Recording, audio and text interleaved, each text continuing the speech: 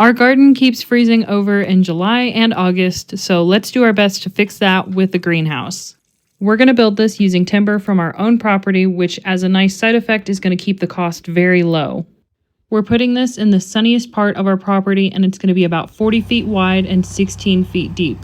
Step 1 is semi-leveling out a pad and realizing that we totally should have been rock farmers. Now, I'm sure you're going to have questions as to why we're not digging down deeper to make a geothermal battery or a sunken greenhouse. I'm going to answer a lot of the most commonly asked questions at the end of this video. I did put chapters in, so if you want to skip right to the end and answer that question right away, you can totally do that. But the short answer is we are doing the very best we can with what we have. Friends, as soon as we thought we were done with the rocks, we would unearth another one. Once we've got our pad semi-leveled out, it's time to start cutting trees. We're prioritizing trees within the immediate vicinity of our house to give us a better fire break. We are in the northern Rocky Mountains and we do have a lot of wildfires, so anything helps. Most of the trees that went into the greenhouse grew within 50 to 100 feet of it. We cut down a total of 12 trees, and I believe the last 2 are actually going to go to the horse barn, so there's 10 going into the greenhouse.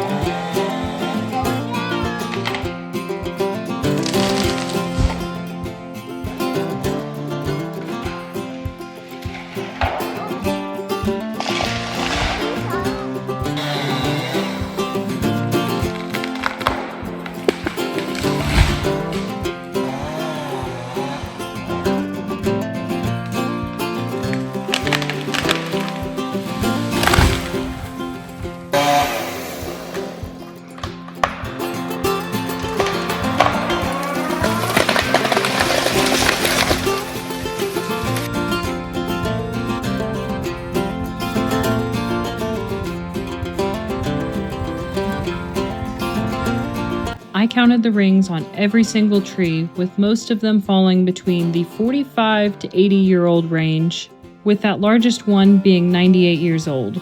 We do have trees on our homestead that are much larger and older, and very valuable. We have had people approach us about them, but I feel that those are special and we will not be touching them. When we build our barn, we will mill the post for that, but that is not needed for the greenhouse. Instead, we're going to remove bark from the bottom with a chainsaw, and that's it. We are using Western red cedar as the post, and a combination of Douglas fir and larch, also known as tamarack, for all the pieces that are milled into boards. We found an auger on Facebook Marketplace for $500, bought it, used it for a few of the holes, realized that was just about impossible, and we later sold it again for $500. There are just too many rocks. We just kept breaking shear pin after shear pin, which is better than breaking the auger itself, but it was just completely non-functional. Instead, we found it is much better to just dig with the bucket into kind of a trench and then backfill a lot. Also, the auger is 4 feet long and we need 6-foot holes. So what we did for most of the holes was we dug down 2 feet with the bucket, we dug down another 4 feet with the auger when we could, and when that didn't work, we just dug down the whole 6 feet with the bucket.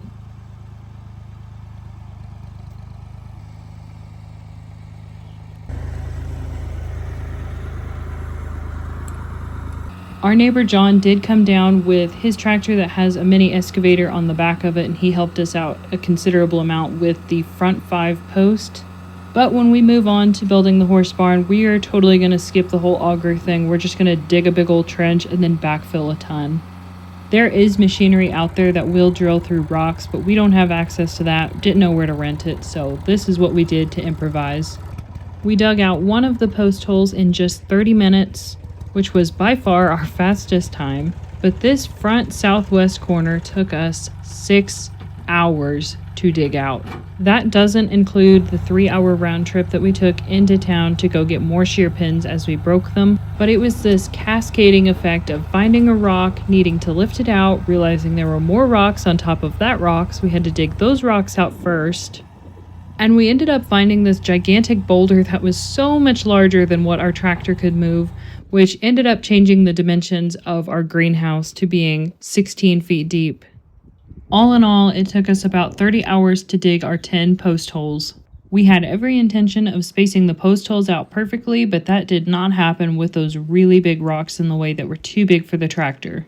We probably could have set our post on top of those really big rocks, but that would have meant that they weren't 6 feet down, so instead we decided to offset the holes. So that was a bit of a judgment call, and we hope we made the right decision there. Finally, it was time to mill the boards to make the greenhouse. We don't own a sawmill, but our neighbors John and Sherry do, and they have been gracious enough to barter with us. I can't even remember all the back and forth we've had, but at some point we traded some timber in exchange for using the mill. Devin helped them work on their septic tank when they had a backup, and I'm pretty sure some sourdough cookies and some sourdough pizza got included in the deal. The mill can handle up to 16 feet, so we cut each of the trees into 16-foot sections. Most of the trees gave us 3 of those sections, but that last 98-year-old tree gifted us 4 of them. Just one day of milling gave us all of the structural parts of the build. All the milling we needed to do for the board and batten section ended up taking 2 short days.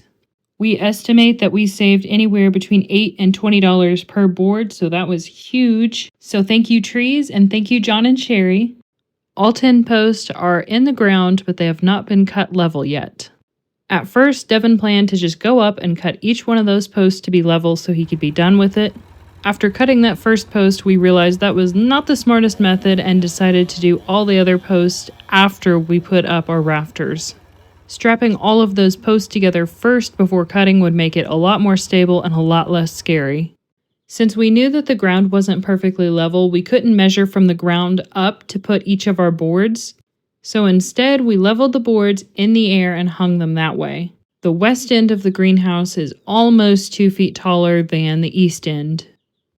Devin and I did most of this build all by ourselves, which meant we had to figure out how to get these boards up in the air with just the 2 of us. At first, Devin was standing on the ladder in the tractor bucket, and I picked up the boards and held them up vertically and lifted them up over my head to him. But that was a little dangerous, so we ended up coming up with this weird little pulley system. It worked, and we were able to get each one of those boards up in the air, leveled, and fastened. Our roof rafters need to be 22 feet long, but the neighbor's mill tops out at 16 feet, so we had to get creative here. We had to scab together 5 boards to make the rafter. I lifted each individual board up to Devin, and he fastened them in place. Right after we got that first rafter finished, his dad came out to visit, and we totally roped him into helping us. The first thing he did when he got here was rig up this boom lift for the tractor bucket, and that made it so we could build the rafters on the ground and then just lift them into place.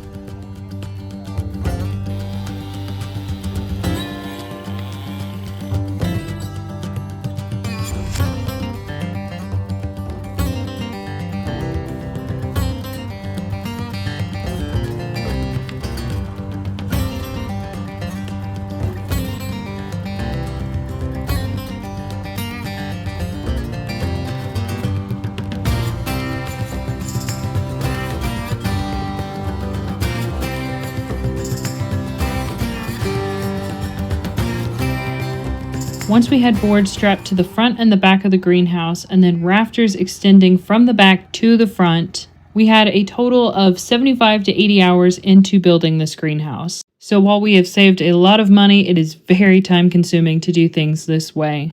At this point, we had also spent around $300 on hardware, that being 5 lag bolts for the back straps, another 10 bolts to attach those rafters, 1 big box of screws, and 2 boxes of pole barn nails.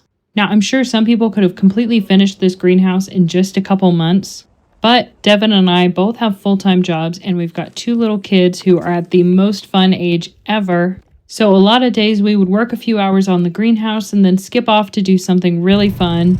Our area has a lot of community events, and it's just beautiful. Our evenings were filled with lots of hikes and picnics, kayak fishing, trips to Glacier, trips over to Pole Bridge, and we even did a little bit of dispersed camping in the back of my old pickup.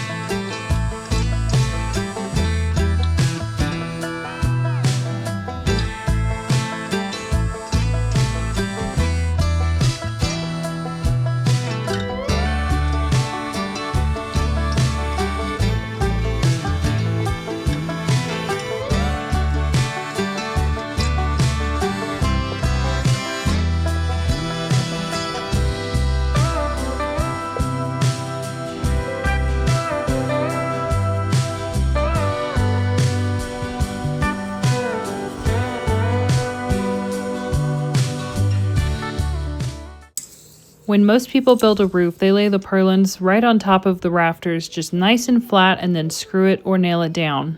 You don't have to be precise with your cuts that way, and it's super quick. Unfortunately for us, we saw two issues with that. Number one, we milled our boards ourselves, which meant they weren't exact. Some of our boards are 2 inches thick, while others are 2 1/4. That would mean that when we put our polycarbonate on top, it would be wavy. The second issue with that is that we have really high snow loads up here, and while 2 inches thick is probably enough, it would make us feel a lot better if we used the 4-inch side and then wedged it in between the rafters. It would no longer sit on top of the rafters, but instead it would go in between. Now, you remember the part where we tried to get our post holes evenly spaced, but there were rocks in the way, so now it's all a little bit off? Well, that means that every individual purlin is going to be a slightly different length than the last one. So our process is that both of us climb up on the roof, we measure 16 inches up from the last purlin on center. From that mark, we then take the tape measure and we measure lengthwise, rafter to rafter. We say whatever that number is out loud, we climb down, we cut the board to that, and then we carry it back up. Then we put 2 screws in each side, followed by 2 nails in each side, and we measure the next one. It takes about 10 minutes to do each purlin. We had 72 purlins to put in, which meant it took us 12 hours just to put that roof on. That puts us at 82 hours total for our build so far. Devin and I are still working on the year-round greenhouse. I heard Devin yell, slam his hammer, and then giggle. Apparently a spider decided to chase after him, and he sent her into the second dimension. After that, we decided it was time to lay up our 1 row of 10. Most of the roof is going to be polycarbonate, but I wanted to make sure that the very top was 10. When the summer sun is high in the sky, it's going to block some of the rays from coming into the greenhouse, therefore keeping it a little bit cooler. And in the winter months, when the sun is much lower in the sky, the tin will not be in the way, and we can use insulation beneath the tin to keep the greenhouse that much warmer. Even though it's typical to go bottom to top when putting on your sheets, we decided to put the metal on first, so that way it would minimize the amount of time that we had to spend laying on top of the polycarbonate panels. Winter set in fast, and that put a complete halt to our build. Usually whatever snow falls at the end of November or beginning of December will stick around until April or sometimes May. We did use the winter months to plan out the interior of our greenhouse a little better, and we went on a little road trip to pick up a wood stove for the greenhouse. We're now at the end of April and most of the snow is gone, so we're back on the greenhouse. It's time to put the walls up and see this thing finally coming together.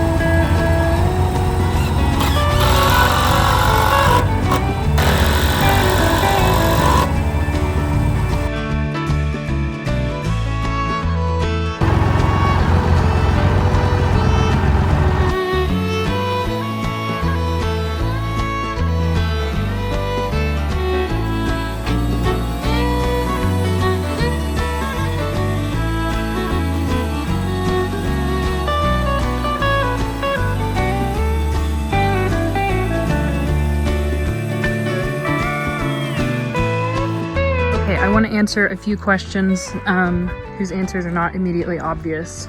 Number 1, yes, I did almost fall. Number 2, this is going to be board and batten. It is much, much faster to lay a separate board over these gaps than it is to go through and rip every single one of these boards to take the bark off. So we're going to take boards just like this, rip those in half and set them on right here so that way the gaps are filled in. 2, you are only going to see the boards from the outside. When you come inside, we are going to have something. I don't remember if it's visqueen, tar paper, something. Devin knows. I will ask him. Now, in addition to that, we are later going to put some kind of an insulation in here. I don't remember what the R factor is, but I've got it somewhere. So board and batten, the protective layer, some kind of insulation, and then maybe more boards like this on the outside, but that might not happen for a year or two because we kind of have a lot going on. We still need to do board and batten right here along the front. This all the way up here to the tin is going to be polycarbonate. This tin is going to have insulation under it eventually. This wall, and this wall are going to have insulation. The only window-ish area is going to be this and that right there. And the only reason we're doing that there is because we've thought about maybe putting in a hot tub down there. So it would be nice to have our hot tub and be able to look out, see the pond, see the horse barn that we're putting in later. This will be heated with a wood stove. In addition to that, I will do some tubing later on. With horses and cattle, they produce an enormous amount of manure. So I'm going to do kind of a compost heater where you pile your compost up around tubing that is kind of in a coil, and then it brings that air in and out of the compost. The reason the greenhouse is so tall is because I have a few varieties of banana trees I would like to plant in here. And a lot of those varieties will need up to 20 feet tall. So that is why the back is like that. We wanted to make sure that they had plenty of space to grow and do well. Why did we not dig down and put in geothermal tubing? Well, it took us 30 hours to set 10 posts in here with 3 people, 2 tractors, and an excavator. Digging down is a horrible chore. So that's why the greenhouse itself really isn't sunken, and that is why we don't have geothermal tubing going underneath to heat the greenhouse. That's a great idea. It's just very difficult when you're at a higher elevation in the Rocky Mountains. For some reason, these rocks really throw people off when they come visit us. I have these in here as a pathway, and I did dig this in down just a little bit because even though we did our best to make the greenhouse level, there's way more headspace down there than there is here. So if you don't want to hit your head here, you need to step down. So I dug this out so we can walk through here and not bump our head on the ceiling. I'm going to have boards that run on each side of the path, and then I'm going to fill in the rocks with sand so that way I can kind of do in-ground gardening. I guess it's technically a raised bed, but put boards in and then fill this in with good homemade soil, homemade compost, and that's how we're going to grow in here. Some people are really concerned about the wood stove. Our house is heated entirely by a wood stove. We do not have any backup heat sources at all. If we go on vacation in the winter, we literally winterize the house and leave. So I know what goes into keeping something warm with a wood stove. I know that's quite a bit of work, and I'm totally fine with that. I am not the first person to do this. You can look up Arcopia on YouTube. He's got phenomenal plans. I've loosely based mine off of his, even though I think his is like 3,000 square feet, whereas mine is 640 square feet. There's 2 people I know of, one in Colorado and one in Utah, who do something similar as well. And there is ABC Acres in Hamilton, Montana. I have not visited their farm, but they're doing something similar too. All of those places I mentioned are growing citrus in cold climates in the mountains. So I am not a pioneer in this. I'm just using other people's methods and kind of doing my best to work off those. Devin is going to be home in a few minutes, and we're going to go ahead and try and finish this wall up. And if we have enough time, we might start on this wall here as well. Oh yeah, and all of these rocks are things that we found when we were trying to level this place out. Like, we have piles of rocks all over the place. So I'm just going through and grabbing the flattest ones I can and using those to make my path as I can. Aren't you worried that some of your plants are going to die during the first winter of having your greenhouse? No, I know they're going to. I have never been able to do anything perfectly the first time, and I don't expect this to be any different. So I'm sure there will be some casualties, but I'm expecting that, and I am not going to be heartbroken when some things inevitably don't make it. Some of you may die, but it's a sacrifice I am willing to make. We had these roof panels handy from when we tore down our house trailer down there. That was part of the property. So that's what we used because I knew that I wanted the very top of this to be insulated. With that said, if you ever find yourself in a similar situation, it is very difficult to find polycarbonate panels that will match that tin. Most of the polycarbonate panels you see are perfect ridges where it's like exactly spaced, whereas this one has a bit of a gap in between those ridges. That's called number 9, I found out. So far, I have found that Tractor Supply has it. Pretty much anywhere else, though, slim pickings. So if you have the option to maybe not use that type of roof, I would probably skip it because it is very difficult to find. And our roof is not tacked on probably from here up. The first top half has screws in it. The bottom half does not. We did that so we could just slide our polycarbonate panels under there. We didn't want to put our poly panels on and then kind of lay on those and climb up to the top to put the tin on. So that's why we did it that way. The walls are going up so quickly, and I have renewed hope that we are going to finally get this thing done soon. Thank you so much for being here, and I will talk at you again next Monday. Bye!